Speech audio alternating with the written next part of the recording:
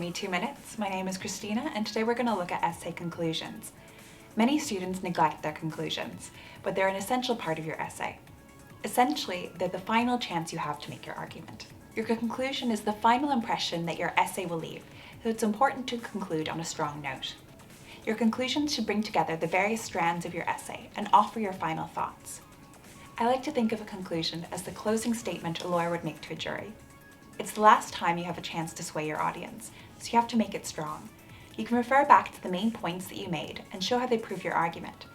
Just make sure not to directly repeat your previous wording, but draw from it. There are some things not to include in your conclusions. This is not the place for you to introduce new information. You really want to tie up all the threads of your argument and not leave them dangling at the end. So to recap, a conclusion is your final opportunity to sway your audience. Use this opportunity to refer back to the question or thesis statement. Summarize your argument and key points in a way that's not repetitive, and wrap it up with a final comment on the topic.